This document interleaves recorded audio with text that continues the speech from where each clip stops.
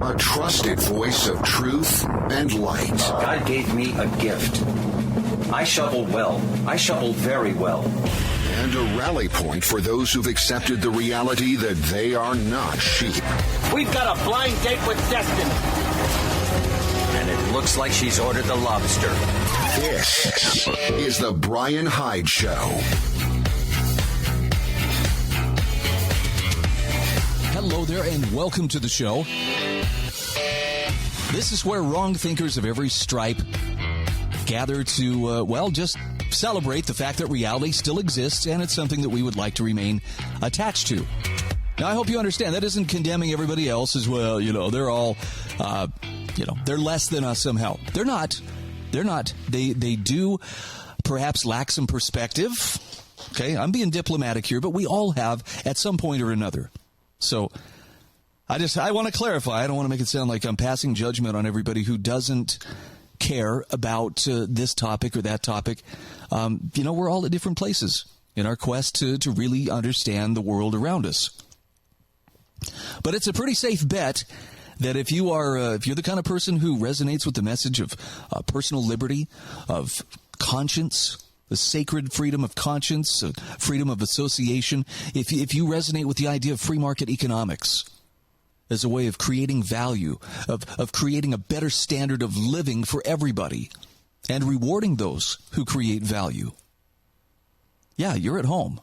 If you believe private property matters and is something that ought not be tampered with, and that government therefore should be limited in its scope and its primary focus, job one, not to keep us safe, but to keep us free, to make sure that our inalienable rights are always being looked after and guaranteed. Now, I realize these are lofty ideals, and hey, even there's sometimes I think, man, was it ever really possible? But the fact remains, there were times in particularly American history where we lived with a greater amount of freedom. And in some ways, there were challenges. For instance, I don't know very many people who would want to go back to, the 19th century, for instance. Mid-19th to late 19th century, a lot of changes happened, railroads and the settling of the country and the movement west and everything. But the best part about that time period, notwithstanding the Indian Wars and, various unpleasantness that took place about the 1860s, most people had very little interaction with government in their lives. And that was for good reason. Whatever government did exist was very strictly limited. It was primarily concerned with making sure that their rights were being protected. So systems of law, systems of courts, or court systems, etc. It was a chance to, if someone was harmed, if there was measurable, provable harm to a person or their property, you could seek recourse, and that's what the law existed to do.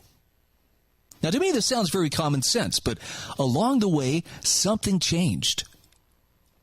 And we find ourselves in a situation today where, as you're going to learn a little bit later on this hour, we are fast moving towards communism. In fact, we're vaccine mandating ourselves towards open embrace of Marxist principles, which always rest on coercion, as opposed to the principles that freedom and liberty rest on.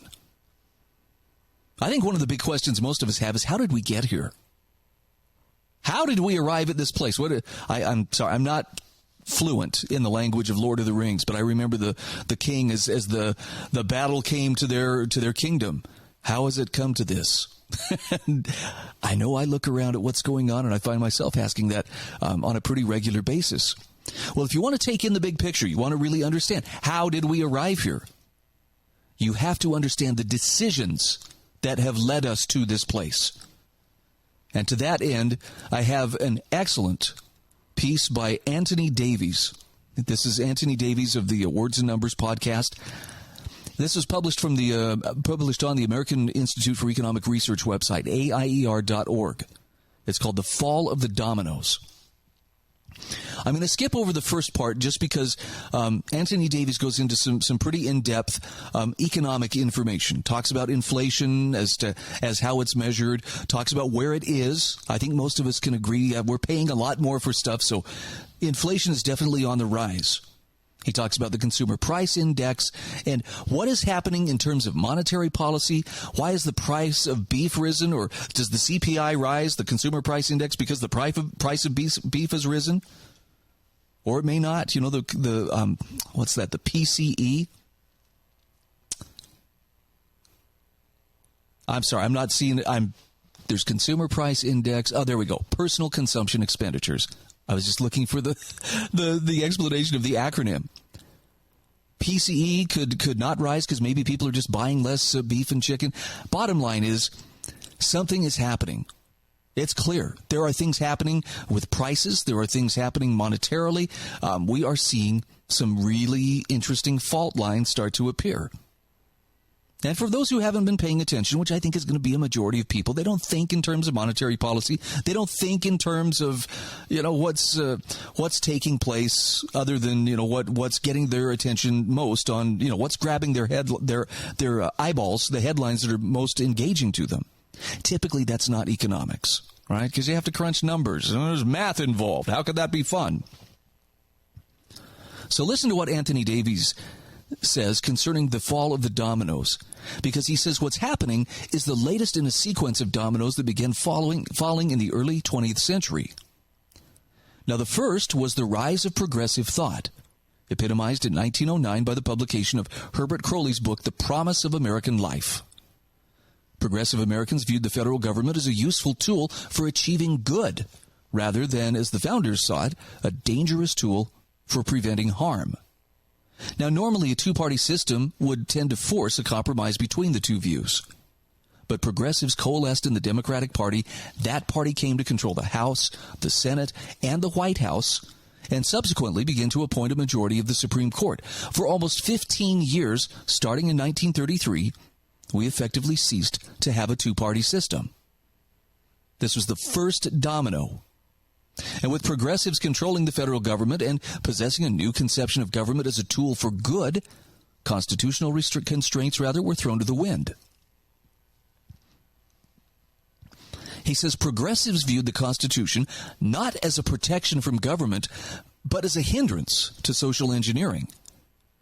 Congress started down a path of enacting legislation that went well beyond its authority, as clearly defined in Article 1, Section 8 of the Constitution.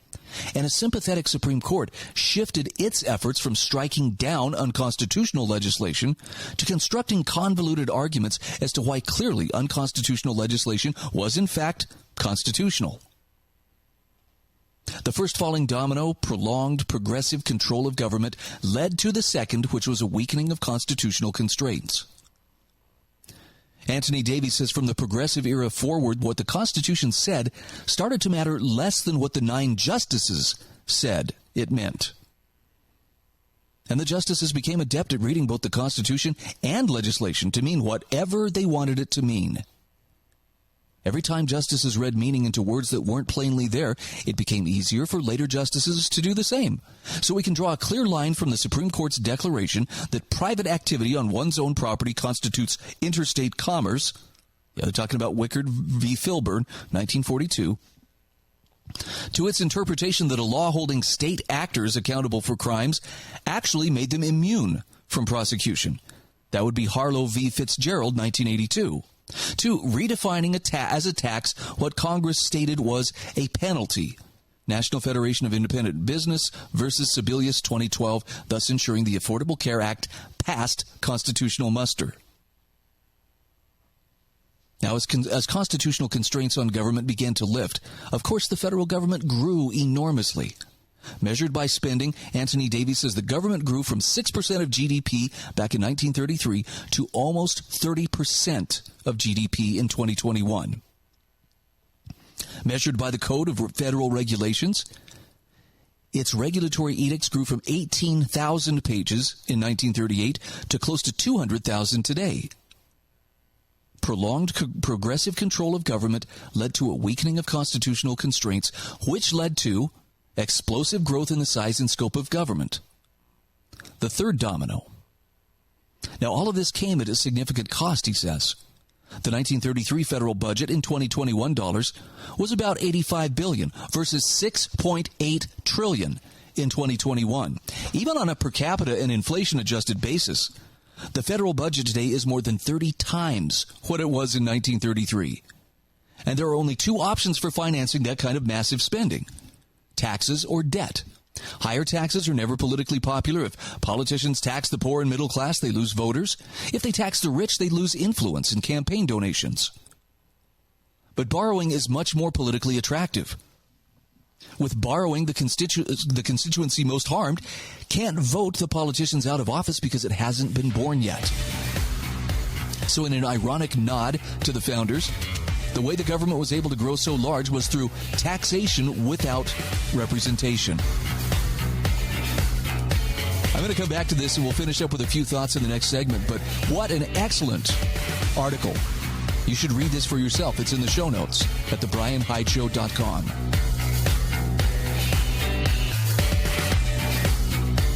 This is The Bryan Hyde Show.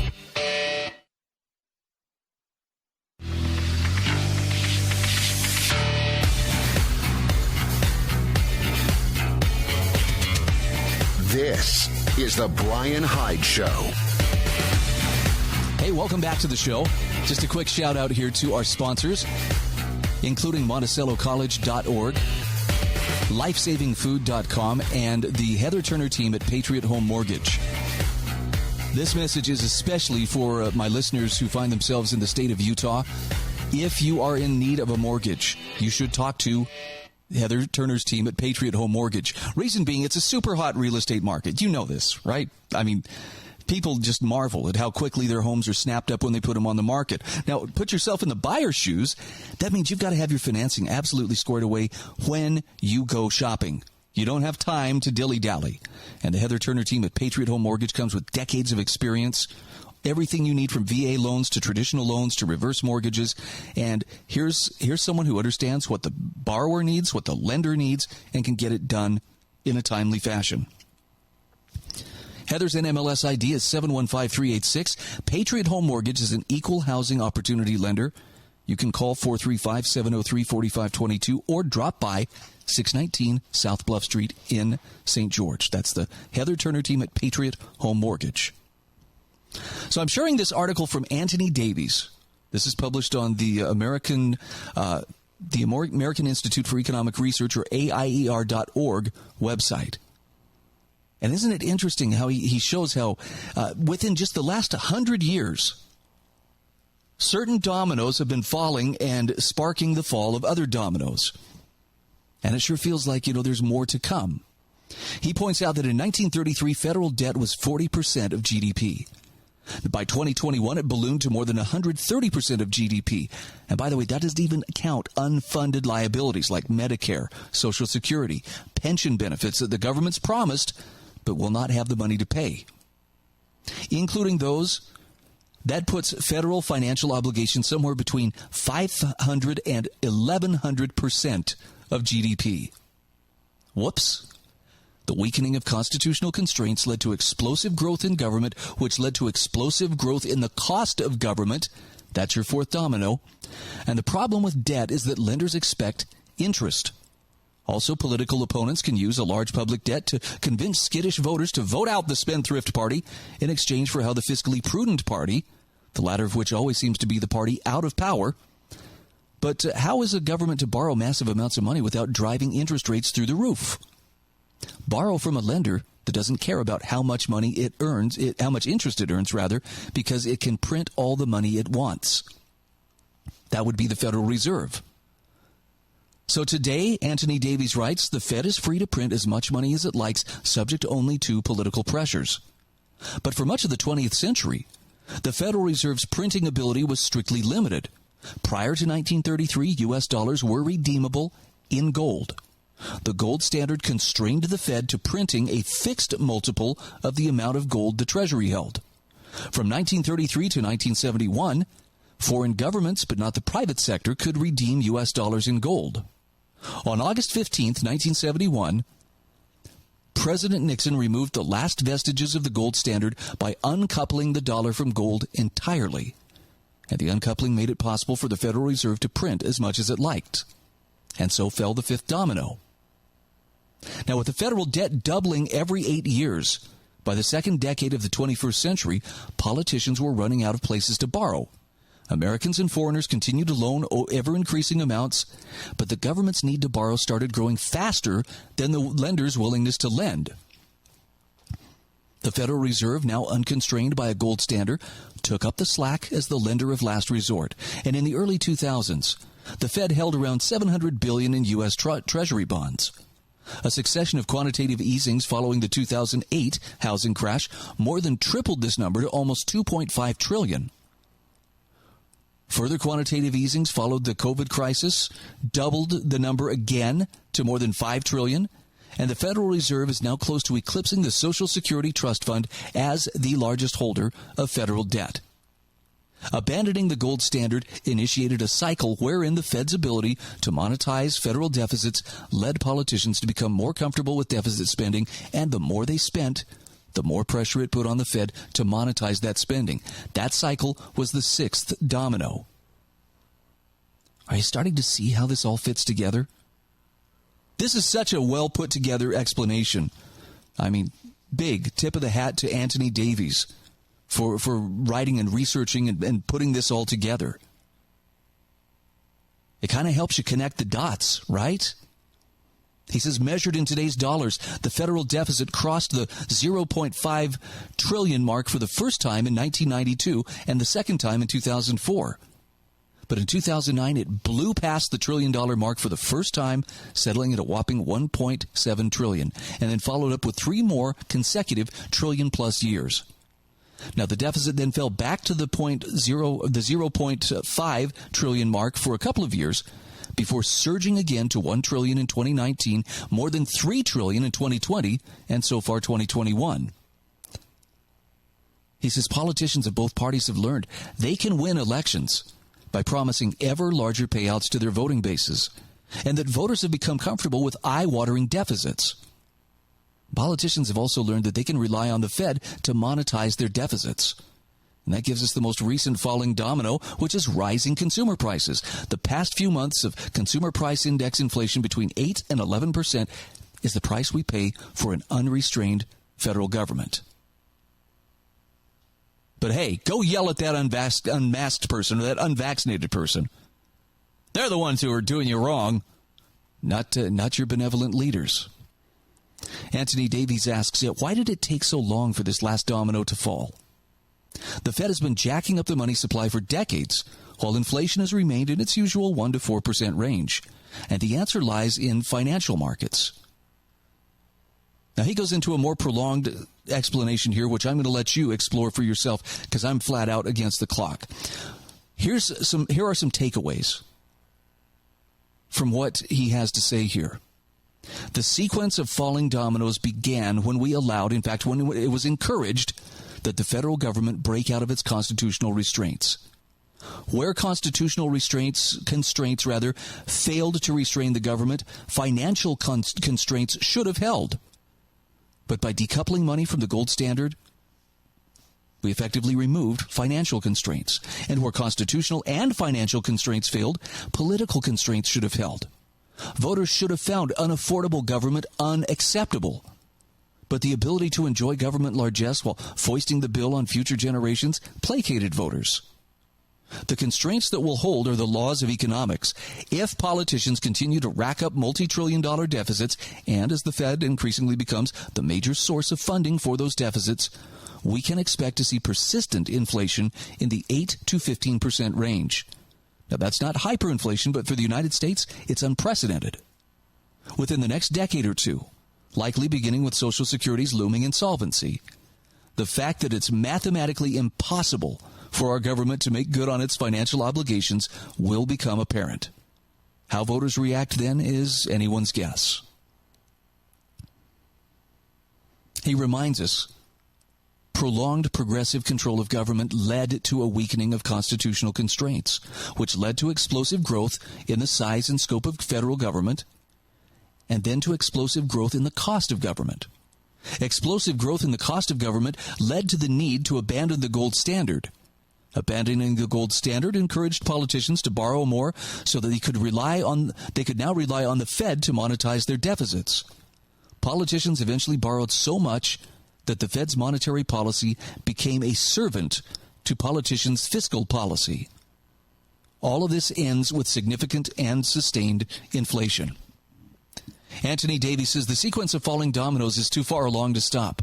What we can do at this point is look back at key points where we could have stopped them falling, like taking seriously the idea of a limited government and the principle of sound money, and ensure that when the dust settles, we warn future generations not to repeat those errors. But then again, he points out the founders warned us.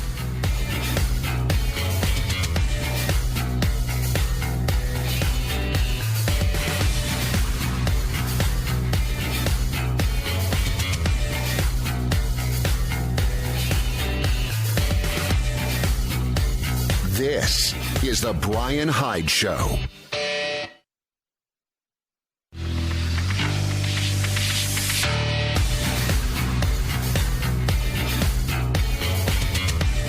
This is the Bryan Hyde Show. And just like that, we are back. Thanks again for being part of our growing audience. If this strikes the right nerve, I'm trying to give the best information that I can because I believe there is a contingent of people, and I'm probably underestimating how many people there are, but I think there's a contingent of people out there who really want to know what's happening in the most unspun, straightforward, just give me the facts, let me figure it out for myself, what it all means kind of way. In other words, you don't need someone to pre-digest whatever it is you're consuming in terms of your information and your data about the world. So hopefully I'm giving you some stuff to think about. I know we talk a lot about COVID stuff, and I do have a couple more things. I've got a great article here I'm going to share in a few moments about mandating our way towards communism. I just have to laugh at this one just because it used to be really fashionable to laugh at and mock the people who were warning about an impending communist takeover. We all grew up knowing John Birch Society members who, they were the conspiracy theorists in a lot of people's minds. And I'll grant you, I've met and I've hung out with an awful lot of John Birch Society people, and there are some who are pretty intense, as far as this is a driving passion. I think it's less from a standpoint of, I just want to be right about the commies taking over, and more from a standpoint of, I love my country. I love my freedoms. I love, free enterprise. And I don't want to see this all brought to naught. I don't want to see us forget it. So I think we owe these people an apology. If you've laughed at those who were warning about a communist takeover, maybe you should rethink about how secure we were that, we know what's best, and they're just a bunch of kooks. Because right now there are a lot of people grabbing for power as a result of the COVID pandemic. And it's to be expected. It's not good. I'm not saying it's fine. It's not, but it's to be expected. That's human nature. People have understood for a very long time. Machiavelli wrote the book on it. There are opportunities that come up in which crisis allows you to make further inroads and to gain more power. And that's where we are today. I like Cheryl Chumley's article. This is in the Washington Times. Vaccine mandating our way merrily toward communism.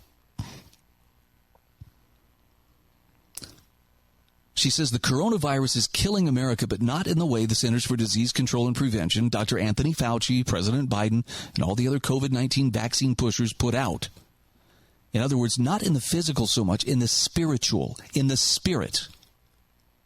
The spirit of America, she says, is being blotted and bludgeoned by an angry pro-vaccine crowd that wants to strip away an entire chunk of freedom in one coronavirus-crying fell swoop, that of informed consent. Now, she says, look, yes, the coronavirus has proved fatal for some. In America, it's proven fatal for 611,791. That's according to the latest CDC figures. But in America, that's out of a total of 35.7 million cases, reported cases reported to and by the CDC. And those fatalities include deaths with coronavirus, not just deaths due entirely to coronavirus. And those figures neglect any contextual observances that show, for instance, it's mostly the elderly and otherwise sickly who've died from the coronavirus. Or that specify, for example, that since people do indeed die every day, even in America, that the more important figure to focus on is excess deaths, a number that helps highlight fatalities that wouldn't have normally occurred except for this coronavirus. She says it goes to the truth factor, don't you see? It helps separate the deceptions from the, dare say, science. And speaking of science, Cheryl Chumley says it seems by the CDC's own numbers that if 1.4% of those who catch the coronavirus die from the coronavirus, then 98.26% don't. So with odds like that, it's no wonder there's a reluctance to take the vaccine. No wonder some hesitate because of questions. Yet these take the damn vaccine tyrants continue their tirades, and the political beasts keep up their attacks. But if an individual doesn't have the right to decide whether or not to accept or refuse a medical treatment without punishment, well, that individual is not free. Simple as that. So look around, she says. Smell the stink of oppression.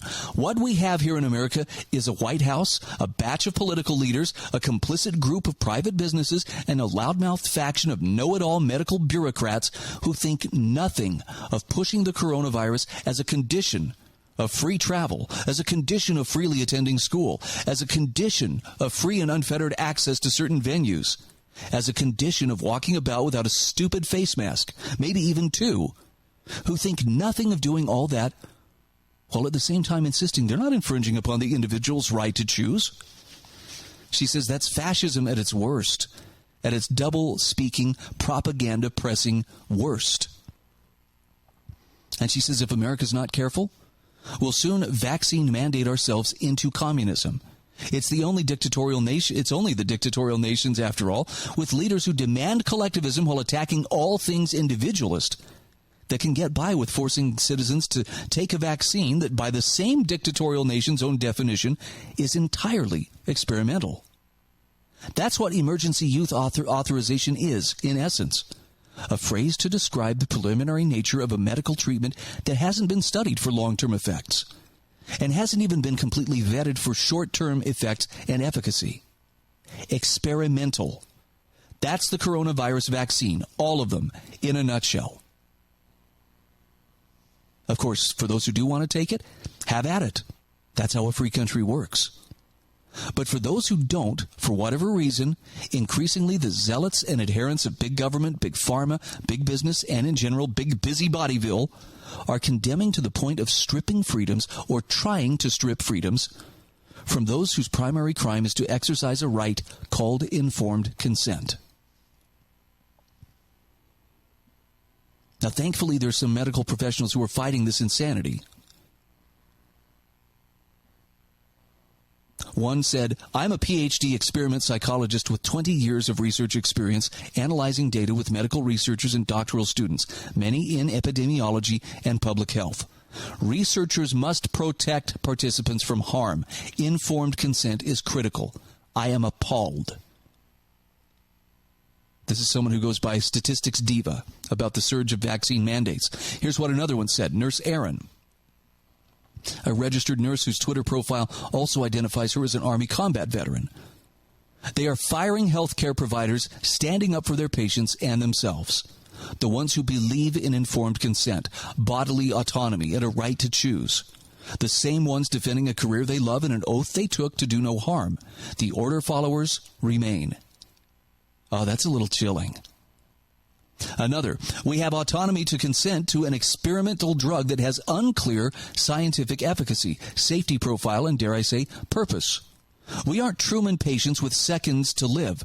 We are healthy citizens that have the right to think and choose for ourselves and our families. That's from patriotic trauma surgeon, MD, in one of 15 posts about horrors of losing informed consent.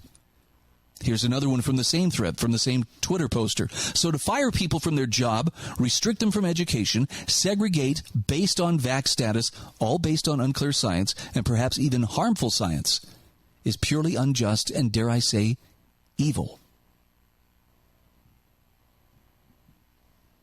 Now, she says it is evil. It's an evil thing for the powers that be and the powers who are trying to be in this country to shatter a time-honored facet of freedom that allows the individual the control of his or her personal health-related choices. It's evil because it's morally reprehensible. It's evil because it's the height of arrogance and pride. It's evil because it flies in the face of common decency and courteous regard for human life, for invisible boundaries, for individual boundaries, rather, for personal privacies. But mostly in this country, in America, it's evil because it's an attack on the nation's spirit.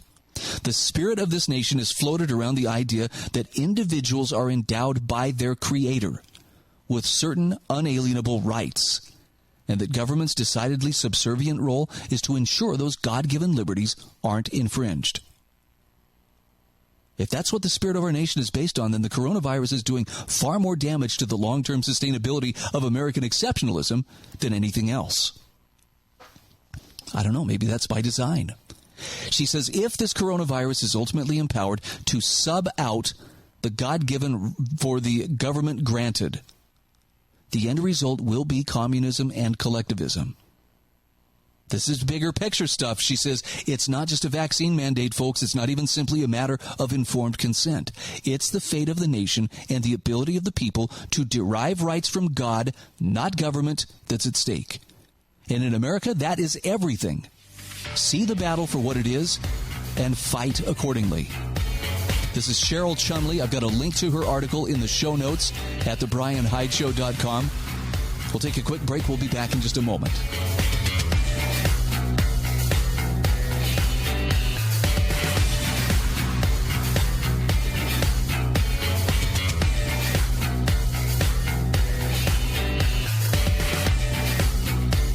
This is The Bryan Hyde Show.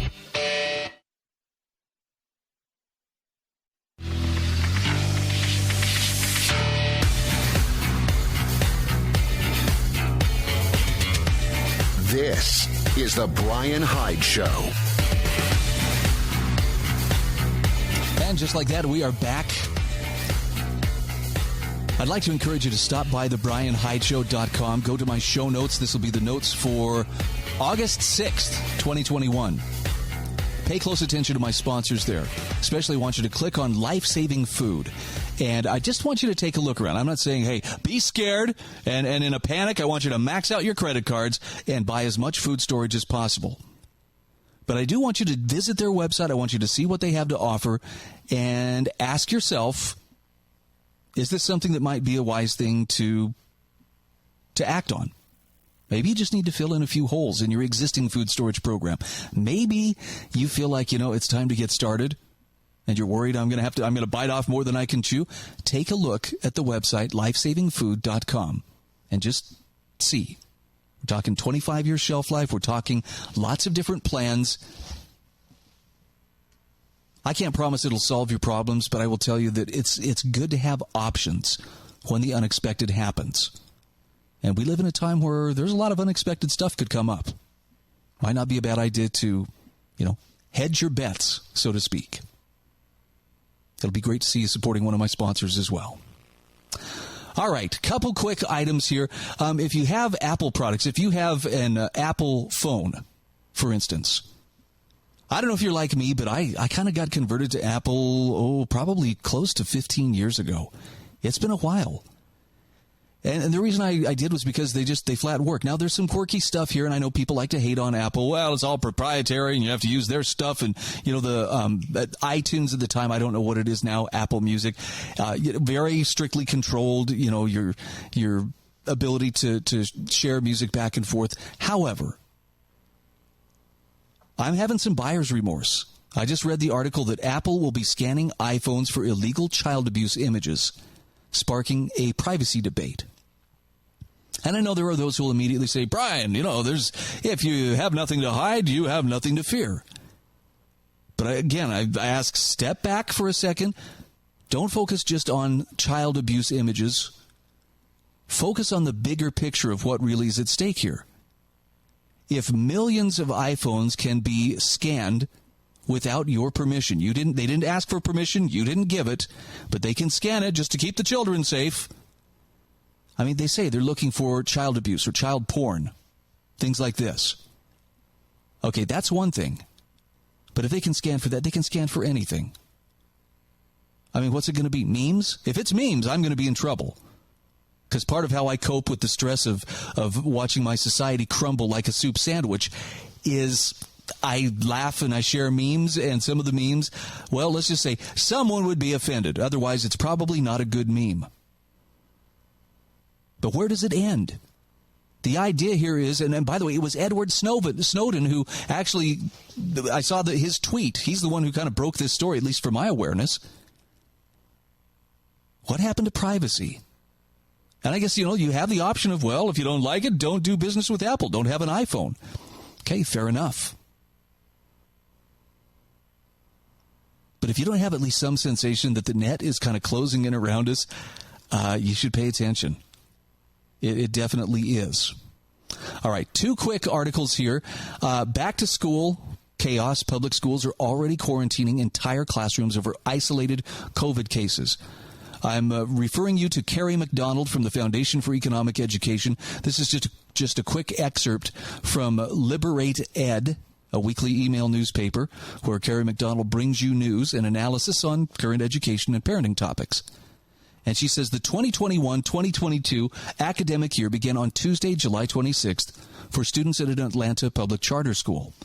By Thursday, school administrators told the parents 2 students and a staff member had tested positive for the coronavirus. And by Friday, more than 100 students were in quarantine over possible exposure. And this week, public health officials in Arizona shut down an entire 5th grade public school classroom for a week because 3 children tested positive for the coronavirus. Also this week, more than 160 students in an Arkansas public school district are in quarantine due to possible virus exposure just a few days after the new school year began. So while parents may have been gleeful at the prospect of schools reopening this fall for full-time in-person learning, it's becoming increasingly clear that this school year will be just as disruptive and unpredictable as the last. Frequent virus testing, ongoing social distancing in classrooms, mask mandates in many schools were enough to prompt some parents to pull their children out of public schools for other options, such as homeschooling or high-quality private virtual learning. Now the prospect of rolling quarantines throughout the year because a classmate tests positive may lead more parents to unenroll their children from a school district in favor of a calmer, more settled learning environment. Kerry says this back-to-school mayhem comes even as new data from Sweden, which never had a hard lockdown, didn't close schools, and recommended against masking, has hit 0 daily COVID deaths. According to a February paper in the New England Journal of Medicine, Sweden's less alarmist approach to coping with the coronavirus didn't harm children. Despite Sweden's having kept schools and preschools open, we found a low incidence of severe COVID-19 among school children and children of preschool age during the SARS-CoV-2 pandemic, the researchers concluded. This reassuring data from Sweden and the mounting evidence that children continue to be spared from severe coronavirus outcomes is not preventing back-to-school time in the U.S. from becoming rocky and contentious. If anything, there's now more conflict and coercion regarding virus-related school policies. So Kerry says it's a good time to share my new free ebook with the parents in your life who may be growing uneasy about the upcoming school year. And she invites you to download the 2021 Curious Parents Guide to Education Options. I have a link to the article in the show notes at thebryanhydeshow.com. It'd be worth your time to click on a couple of links and download that book for yourself. All right, one final note here. This is, again, James Bovard knocks it out of the park. Pseudo-omniscience versus freedom. Shut up and submit is now the favorite COVID cure of some of Americans' leading progressives. He starts with Paul Krugman, a Nobel Prize winner, New York Times columnist who revealed on Tuesday that since freedom is a mirage, people have no good reason not to comply with endless government commands. Unfortunately, says Jim Bovard, punitive panaceas are increasingly popular among both politicians and pundits. He says Krugman breezily expunges years of Supreme Court rulings to remove any impediment to forcibly injecting 100 million Americans with an experimental vaccine. Krugman explains that when people on the right talk about freedom, what they actually mean is closer to defensive privilege, specifically the right of certain people, generally white male Christians, to do whatever they want. Blacks and Hispanics have lower rates of COVID vaccinations than whites, but the freedom of minority groups is apparently irrelevant because some Trump supporters are anti-vax loudmouths. And, of course, there were other progressive stalwarts who jumped on the Iron Fist bandwagon. Pundit Matthew Iglesias declared people should either take $50 for getting vaccinated now or else you get jabbed later while someone holds you down and you get $0. Nice. Washington Post columnist Ruth Marcus, who previously championed legal immunity for Bush administration torturers and sneered at Americans who complained about intrusive TSA searches, calls for mandating vaccines because, in her words, it's time to stop coddling the reckless. Maximizing misery is her health prescription. The more inconvenient we make life for the unvaccinated, the better our own lives will be. Similarly, Harvard professor Joseph Allen, in writing in the Washington Post on Tuesday, scoffed, "Why are so many people acting like this vaccine mandate is some kind of affront to our liberties? We have a silver bullet that can end this crisis. Why are we afraid to pull the trigger?" Now, Bovard goes into more detail here, but it's an excellent article, probably the best, or at least the most clear and unsugar-coated portrayal of what attitudes are like in the nation's power centers. And his point is that freedom is rapidly being defined to connote whatever privileges remain after you submit to the latest decrees. I mean, come on. New York City just decreed vaccination passes are required for citizens to go to restaurants, gyms, and entertainment venues. In fact, in his press conference on Tuesday, Bill de Blasio said, and if you do get vaccinated and you're not around fully vaccinated people, you still have, and you're around fully vaccinated people, rather, you still have more freedom than folks who are not vaccinated. So really, it's strategic. Leading Jim Bovard to observe, did New York City voters realize at the last election that they were designating a czar who could impose unlimited restrictions on their movement throughout the Big Apple? Yeah, Twitter followers are exalting Klugman for asserting the rhetoric of freedom is actually about privilege. But he says, unfortunately, plenty of prominent poobahs are enjoying the privilege of trying to destroy other Americans' freedom. And if you're one of those few who find yourself on the side of, hey, I'm not going to be forced, my voice is here to remind you that you are not alone. Even though you may have to stand alone at times, you're not wrong for making that stand. And you really aren't alone. So find the courage to do it. And I'll try to do the same.